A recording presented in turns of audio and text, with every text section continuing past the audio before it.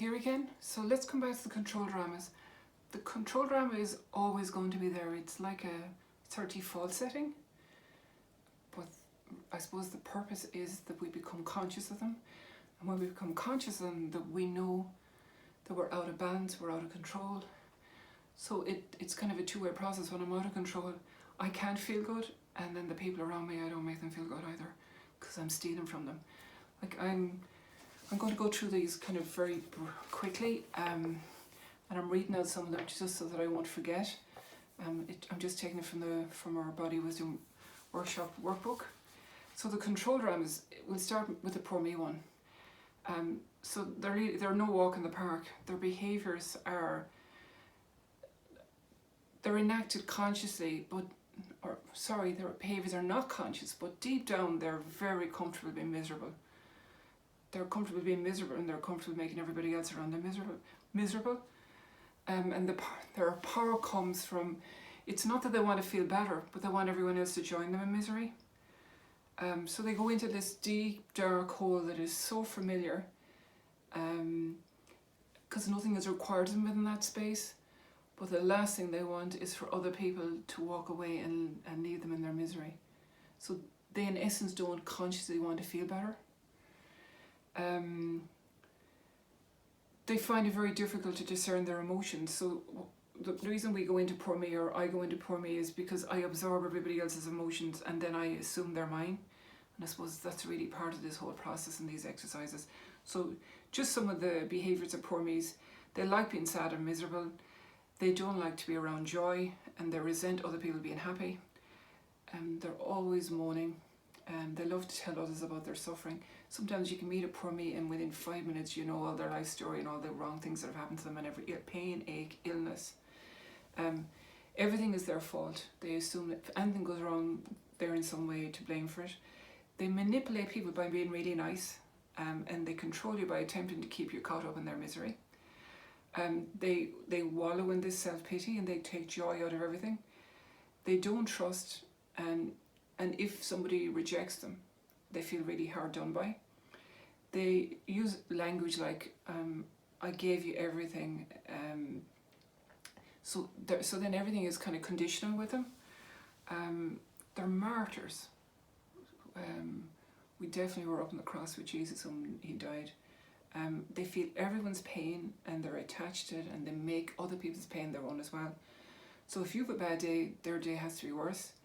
And they're really prone to depression. So in essence, we're no bag of fun. So now let's move on to aloofs. Sorry, maybe what I need to say before we move on is, we're in and out of these control dramas all the time.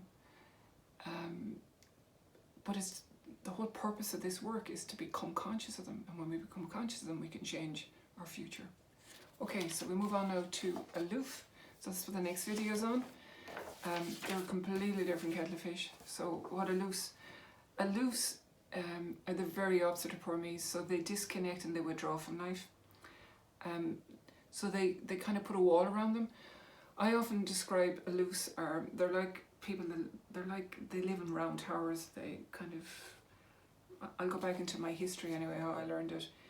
You know, when the Vikings used to invade Ireland, the peasants that were being murdered were the poor me's, and the aloofs were the monks that went up in these round towers, and they looked out and were at the world or this suffering through this very narrow window. That's what an aloof is.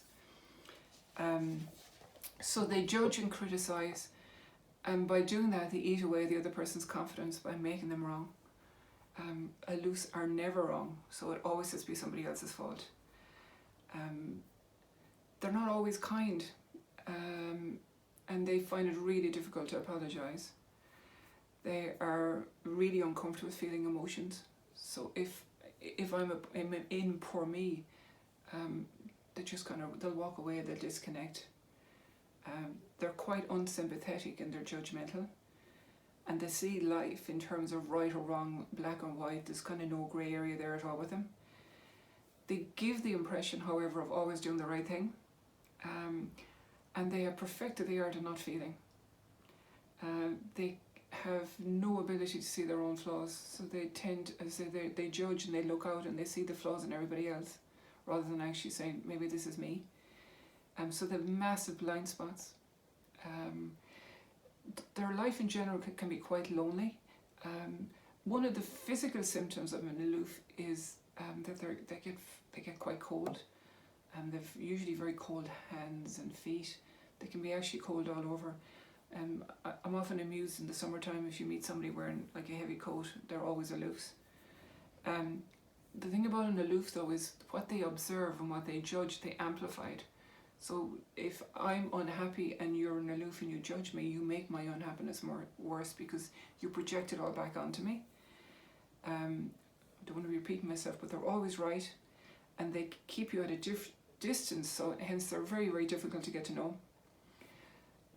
So now the next video we're going to move on to how poor me's and aloofs interact with one another, and to be honest they don't do it very well.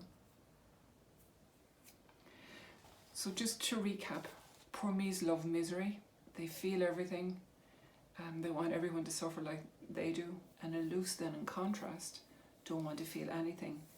They are very uncomfortable around emotions, and if something makes them uncomfortable they kind of push you away. So poor me types want to know how much they're suffering, whereas aloofs don't want to share anything.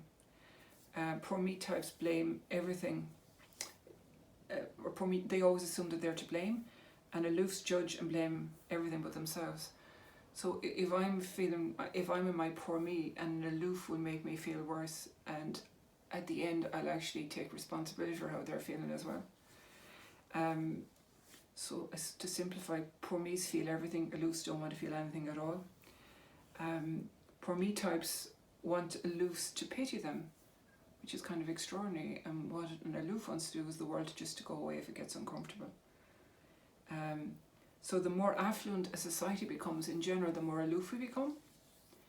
And I suppose social media has really encouraged aloofness as well. Now let's look at a positive. When I'm not in feeling sorry for myself, I'm very empathic. When an aloof is not judgmental, they're actually natural leaders. So in terms of romantic relationships or even friends, actually the best relationships, healthy relationships, are between a poor me and an aloof, once both of them are in their power. But if a poor me is feeling sorry for themselves and an aloof is disconnected, then it tends to be disastrous. Okay, I suppose that's enough on that. We'll move on.